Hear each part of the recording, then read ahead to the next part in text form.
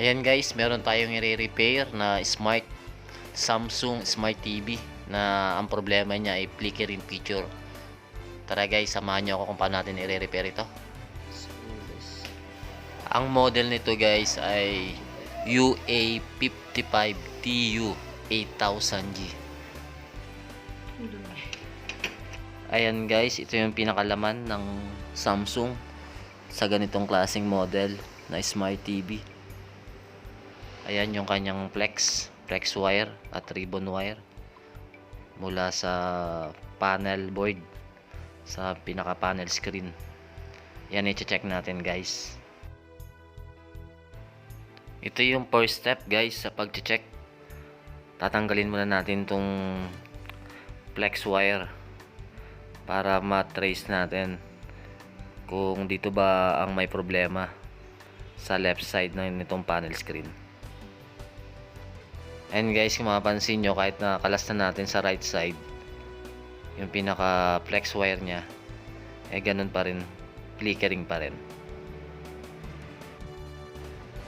Ngayong na-check natin guys na ang may problemang side ay itong left side, yan naman talaga yung kadalasang nagkakaproblema, itong kabilang side na ito. Bali, ikakat natin guys itong LC1, LC2. Aalisin natin itong connection na ito.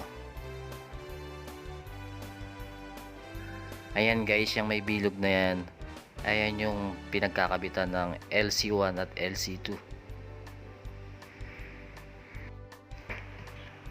Ayan guys, testing natin itong unit natin kung may pagbabago ba after natin alisin yung connection ng LC1 at LC2. Kung yung video niya ba ay mawawalay na yung flickering.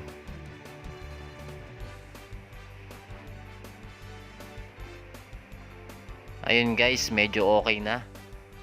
Pero ikakat na rin natin guys yung mga CKB kasi may mga lines.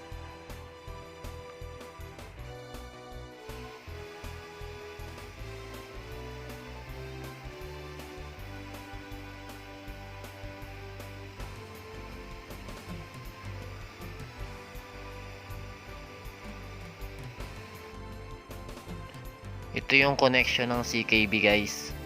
Bali, kinat na natin. Bali, 8 pins yan guys. Yung signal na yan, yung CKB signal na yan.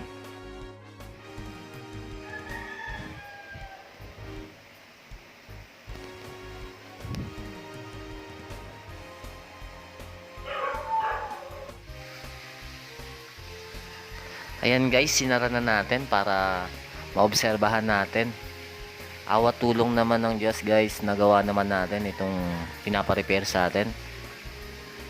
Sa mga gusto magpa-repair guys, message lang kayo, BM lang kayo. Maraming salamat.